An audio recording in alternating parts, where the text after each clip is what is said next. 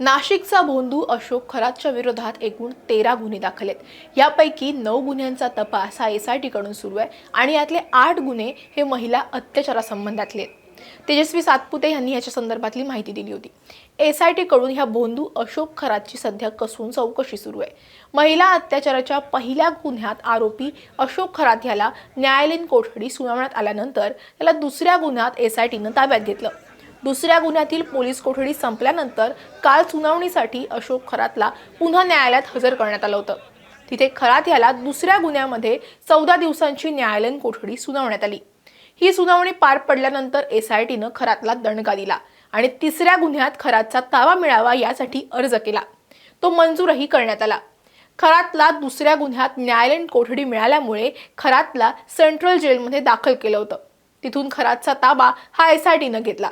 आता तिसऱ्या गुन्ह्याप्रकरणी आज 9 एप्रिल रोजी पुन्हा आरोपी खरात याला न्यायालयात हजर करण्यात आलं होतं। खरातचा हा तिसरा गुन्हा नेमका काय आहे, फिर्यादीनं नेमकं आरोप काय केलेत, कोर्टात सरकारी वकील आणि आरोपीच्या वकिलांनी नेमका युक्तिवाद काय केला आणि कोर्टात सुनावणीमध्ये खरात कसा साळसूतपणाचा आव आणत होता, हे सगळं ह्या व्हिडिओतून समजून घेऊयात। नमस्कार, मी कोमल आचरेकर आणि तुम्ही पाहत आहात महाराष्ट्र टाइम्स ऑनलाईन। आमचं चॅनल जर तुम्ही अजूनही सबस्क्राइब केलं नसेल तर ते नक्की करा आणि खरात विषयी आम्ही आणखी सुद्धा व्हिडिओ केलेले आहेत, ते सुद्धा पहा। आरोपी भोंदू अशोक खरात याच्यावर दाखल झालेला तिसरा गुन्हा हा अतिशय गंभीर आणि कुणालाही संताप आणेल असाच आहे। सरकारवाडा पोलीस स्थानकात हा गुन्हा दाखल झालाय आणि या गुन्ह्यामध्ये एका 7 महिन्याच्या गरोदर महिलेवर अशोक खरात यानं लैंगिक अत्याचार केल्याचा आरोप त्या फिर्यादीनं केलाय। प्रसूती सुरळीत व्हावी आणि मुलगाच होईल असं आमिष दाखवत खरातनं महिलेवर अत्याचार केल्याचं या फिर्यादीमध्ये नमूद आहे। मागील सुनावणीप्रमाणे सुरक्षेच्या कारणामुळे अशोक खरातला व्हिडिओ कॉन्फरन्सद्वारे न्यायालयात हजर करण्यात आलं। न्यायाधीश BN इचपुराणी यांच्या न्यायालयात ही सुनावणी पार पडली आहे। आरोपीचे वकील सचिन भाटे तर सरकारी वकील शैलेंद्र बागडे हे न्यायालयात हजर झाले होते।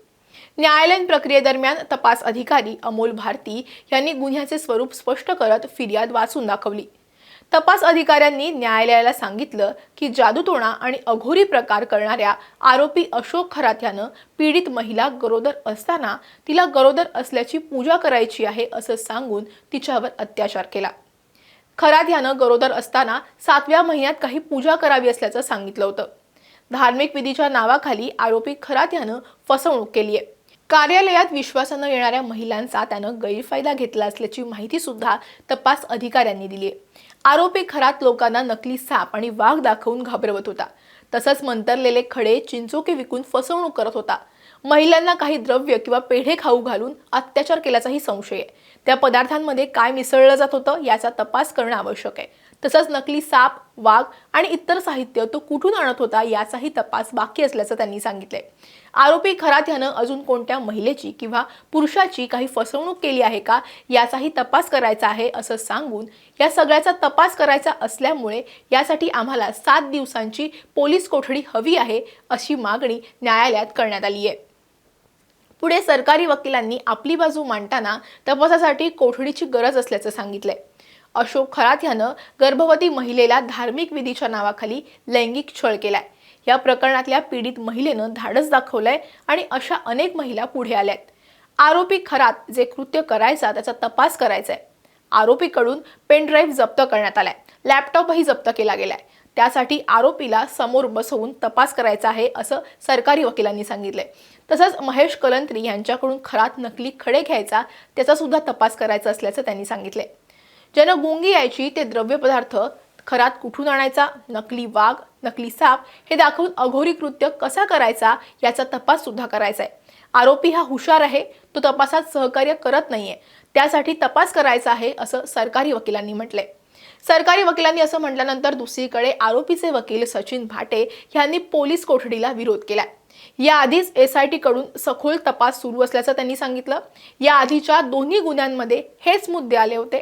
नकली साप, खडे, चिंचोके, अघोरी कृत्य हे सगळं आधीच्या दोन्ही गुन्ह्यात आलेले। एसआयटी यासाठी आरोपीचा तपास करत असल्यानं आता रिमांड घेण्याचं कारण काय असा सवाल आरोपीच्या वकिलांनी केलाय। तिसऱ्या गुन्ह्याचा जो कालावधी आहे तो पहिल्या गुन्ह्यात पण आहे, दुसऱ्या गुन्ह्यात पण आहे असं त्यांनी नमूद केलं। 7व्या महिन्यात महिला आरोपीला पहिल्यांदा भेटल्या, त्यानंतर पुन्हा त्या महिलेवर अत्याचार करण्यात आला। 1 नोव्हेंबर 2025 ते डिसेंबर 2025 हा गुन्ह्याचा कालावधी आहे असं म्हणतात। मग मधल्या कालावधीत काय झालं असा प्रश्न आरोपीच्या वकिलांनी केलाय। तिसऱ्या गुन्ह्यातील फिर्यादी हा शिर्डीतील गुन्ह्यात आरोपी आहे। पहिल्या आणि दुसऱ्या गुन्ह्याच्या वेळेत कस्टडीसाठी हीच कारणं दिली गेली होती। आता फक्त तपास अधिकारी बदललेले आहेत। यामुळे जे पहिल्या 2 गुन्ह्यात सांगून झालेलं आहे त्यासाठी पोलीस कोठडीची गरज नाही असा युक्तिवाद आरोपीच्या वकिलांनी केलाय। यावर सरकारी वकील शैलेंद्र बागडे यांनी प्रत्युत्तर देताना प्रत्येक गुन्हा हा स्वतंत्र असून प्रत्येक गुन्ह्यात पीडिता वेगळा असल्यामुळे तपास करणं आवश्यक असल्याचं स्पष्ट केलंय। न्यायालयाने देखील तपास अधिकाऱ्यांना घटनेच्या कालावधीबाबत विचारणा केली असता 2023 पासून विविध महिलांबाबत अशा घटना घडत असल्याची माहिती देण्यात आली आहे। शेवटी न्यायालयानं आरोपी अशोक खरात याला तुम्हाला काही बोलायचं आहे का असंही विचारलं। त्यावर त्यानं काहीही उत्तर देण्यास नकार दिला आणि हात जोडले।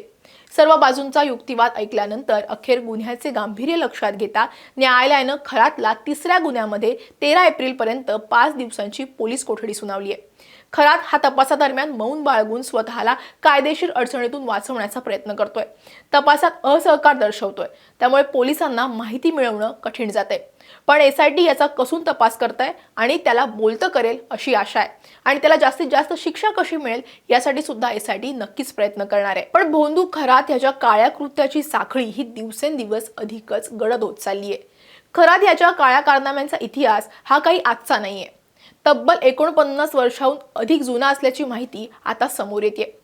मिळालेल्या माहितीनुसार खरात यानं वयाच्या अवघ्या 20व्या वर्षी म्हणजेच 1980च्या काळात काळी कृत्य करण्यास सुरुवात केली होती। 1980च्या दरम्यान खरात यानं त्याच्याच लांबच्या एका नातेवाईक असलेल्या महिलेला मूल होत नसल्यानं भोंदूगिरीच्या जाळ्यात फसवलं आणि तिचं लैंगिक शोषण केलं होतं अशी माहिती समोर येते। ही बाब उघड झाल्यानंतर खरात यानं पोलीस कारवाईच्या भीतीनं गावातून पळ काढला होता आणि तो फरारही झाला होता। खरात यानं जसा गावातून पळ काढला होता तोच तो तब्बल 15 वर्ष नेमका कुठे होता याची मात्र माहिती पुढे आलेली नाहीये। हा देखील एक तपासाचा भाग असू शकतो। या दरम्यान त्यानं कोणाकडे आश्रय घेतला होता, त्या ठिकाणी देखील त्यानं असंच काही महिलांचं शोषण केलं आहे का याबाबत देखील अनेक प्रश्न आता उपस्थित झालेत। आणखी कोणाची खरात याच्या बाबत तक्रार असेल तर त्यानं पुढे यावं अशी सुद्धा आवाहन यावेळी पोलिसांनी केले। भोंदू खरातच्या प्रकरणाचे अपडेट्स आम्ही तुमच्यापर्यंत पोहोचवतच राहतोय। त्यामुळे आमचं चॅनल जर तुम्ही अजूनही सबस्क्राईब केलं नसेल तर ते नक्की करा। आम्हाला फेसबुक, इंस्टाग्रामवर फॉलो करा। हा व्हिडिओ लाईक आणि शेअर करायला विसरू नका आणि हा व्हिडिओ तुम्ही शेवटपर्यंत पाहिलात त्यासाठी धन्यवाद।